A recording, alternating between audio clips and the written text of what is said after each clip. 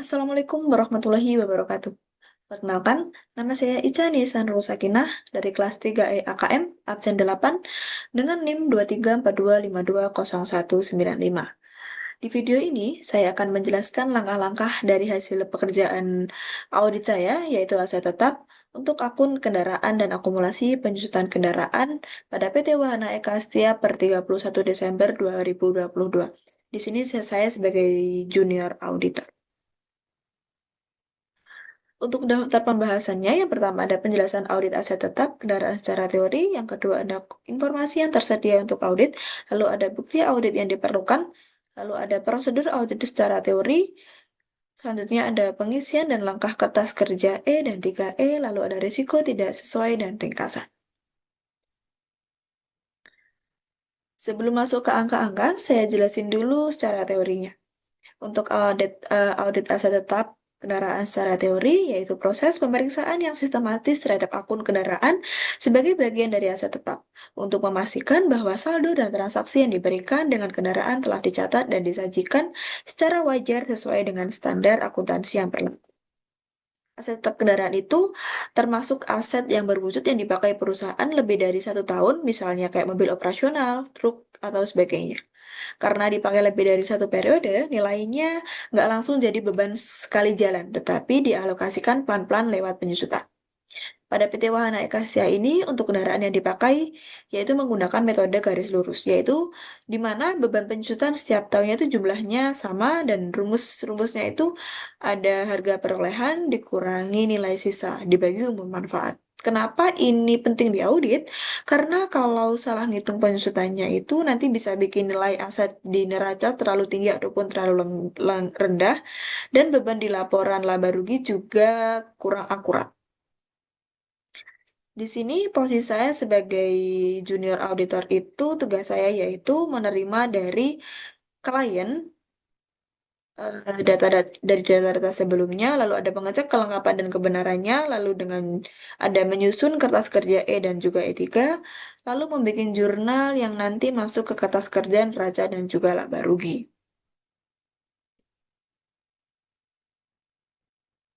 Selanjutnya ada informasi dan bukti yang dipakai. Yang pertama ada kertas kerja utama E, yaitu berisi aset tetap dan akumulasi penyusutan. Yang kedua ada kertas kerja rincian E3, yaitu berisi kendaraan dan akumulasi penyusutan. Ini yang paling detail saya isi ya. Lalu yang ketiga ada buku besar kendaraan dan akumulasi penyusutan kendaraan. Lalu ada rekap perhitungan penyusutan tahun 2022 yang telah disediakan. Lalu secara teori juga didukung sama kayak dokumen-dokumen seperti faktur pembelian dan dokumen penghentian, mohon maaf, dan juga dokumen penghentian aset. Untuk prosedur audit secara teorinya, proses yang dipakai untuk audit aset tetap kendaraan ini yaitu meliputi yang pertama ada menelusuri saldo awal, di mana laporan keuangan tahun sebelumnya dan juga buku besar. Yang kedua ada menguji penambahan dan penghentian kendaraan selama selama tahun berjalan dan pakai dokumen pendukung. Lalu yang ketiga ada recalculation, yaitu atau hitung ulang beban penyusutan dan juga akumulasi penyusutan. Prosedur ini juga menyambung dengan asersi manajemen, terutama ada existence, yaitu kendaraan yang tercatat memang ada. Lalu yang kedua ada rings and obligation, yaitu kendaraan milik perusahaan. Lalu ada completeness, yaitu semua kendaraan yang seharusnya dicatat sudah masuk. Terakhir ada valuation dan allocation, itu adalah nilai dan penyusutan yang dihitung dengan benar. Next. Selanjutnya pada langkah kertas kerja E dan E3 di mana isinya itu ada harga perolehan dan akumulasi penyusutan. Langsung saja kita masuk ke E3 aja. Untuk indeks E3 ini pada bagian ini ada bagian harga perolehan kendaraan. Langkah yang pertama yaitu saldo awal. Saya mulai dari saldo awal kendaraan per 1 Januari 2022 yaitu senilai 354. Lalu saldo ini saya cocokkan dengan laporan tahun sebelumnya dan buku besar. Hasilnya sama, jadi saya anggap saldo awalnya itu benar. Untuk yang kedua ada penambahan, di mana tahun 2022 ini ada penambahan kendaraan sebesar 60 juta. Angka ini berasal dari total faktur pembelian kendaraan baru. Lalu ada penggantian kendaraan, itu di tahun yang sama ada kendaraan yang dihentikan atau dijual dan dengan nilai perolehan 72 juta.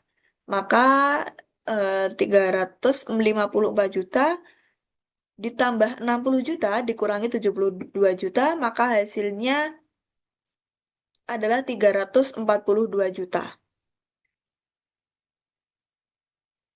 Ini adalah saldo audit harga perolehan kendaraan.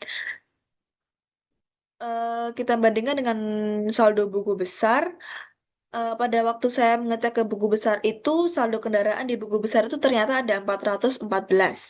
Artinya, buku besar masih mencatat kendaraan yang seharusnya sudah dihapus. Jadi, 414 ini kita kurangkan dengan 342 saldo audit tadi yang sudah kita hitung, dengan ketemu selisihnya itu adalah 72 juta. Di sini, untuk harga perolehannya, perusahaan perlu menghapus kendaraan ya sebesar sebesar 72 juta supaya saldonya sesuai dengan hasil audit.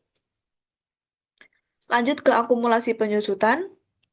Pada akumulasi penyusutan ini, saldo awal akumulasinya itu ada 186.831.250. Kedua ada penyusutan tahun 2022, yaitu dari perhitungan per kendaraan tabel di bawah ini yang sudah ditentukan persentasenya dari soal.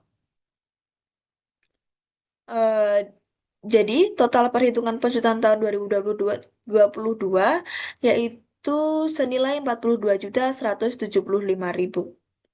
Lalu dikurangi dengan transaksi yang mempengaruhi penghentian akumulasi penyusutan karena ada kendaraan yang dihentikan, karena maka akumulasi penyusutannya juga harus dikurang ya.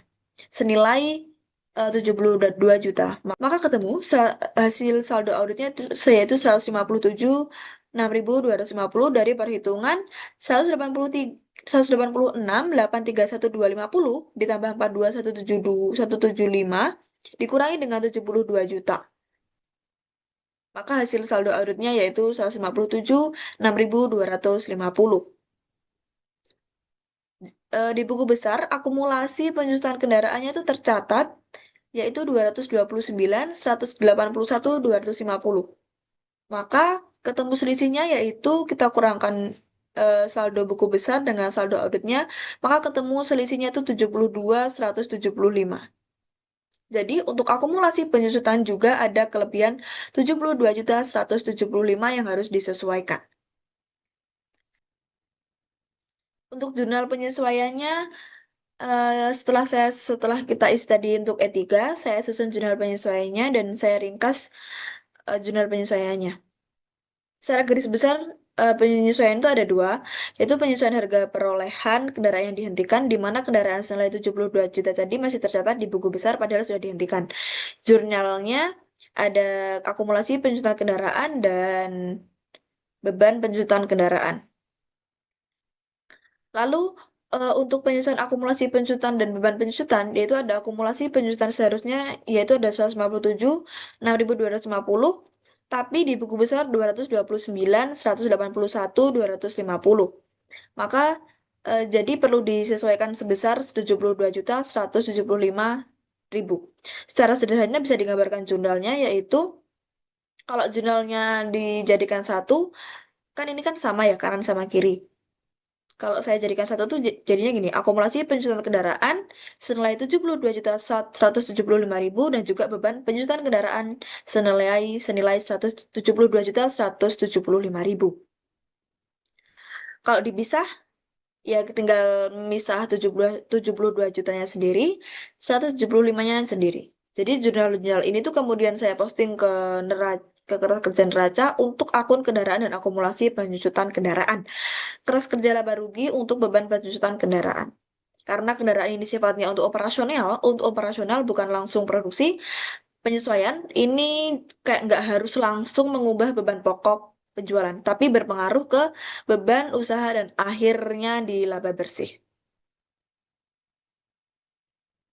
Untuk top schedule-nya, nah ini. Untuk kendaraan, ada net adjustment-nya tadi setelah kita hitung ketemu 72 juta. Ya, net adjustment-nya. Karena ada perselisihan tadi yang kita pengurang-kurang tadi. Untuk akumulasinya, ini sudah kita tulis, kita isi di sini ya, kalau sudah. Next. Yang terakhir ada resiko jika tidak sesuai. Kalau penyesuaian dari hasil audit ini tidak sesuai, resikonya ada nilai kendaraan di neraca jadi terlalu tinggi karena masih ada kendaraan yang sebenarnya sudah dilepas. Lalu ada akumulasi penyusutan dan beban penyusutan, sehingga jika salah, sehingga laba rugi tahap berjalan itu tidak wajar. Lalu yang ketiga ada rasio-rasio keuangan yang pakai angka aset dan laba juga ikut terpengaruh. Next. Oke, disitulah penjelasan yang saya dapat jelaskan. Bisa disimpulkan bahwa di sini tuh saya hanya menggunakan kertas kerja dan E3 buku besar dan rekap penyusutan. Yang pertama, langkah saya tadi itu ada cek saldo awal, uji penambahan dan penghentian, lalu hitung ulang penyusutan, dan lalu dokumentasi di kertas kerja etika. Di situ ditemukan selisih 72 juta untuk harga perolehan kendaraan dan 72.175 itu untuk akumulasi penyusutan kendaraan. Selisih ini saya jadikan dasar untuk menyusun jurnal penyesuaian dan kemudian diposting ke KKN dan juga KKLR. Kertas kerja neraca atau kertas kerja laporan laba rugi. Setelah penyesuaian dilakukan, menurut saya ada saldo kendaraan dan akumulasi penyusutan kendaraan pada PT Wahana Eka Desember 2022, maaf ini typo, sudah lebih wajar dan sesuai dengan perhitungan audit di kertas kerja. Penjelasan Demikian penjelasan praktikum pengauditan dari saya. Apabila ada kata, salah atau kurang sopan, saya mohon maaf. Terima kasih. Wassalamualaikum warahmatullahi wabarakatuh.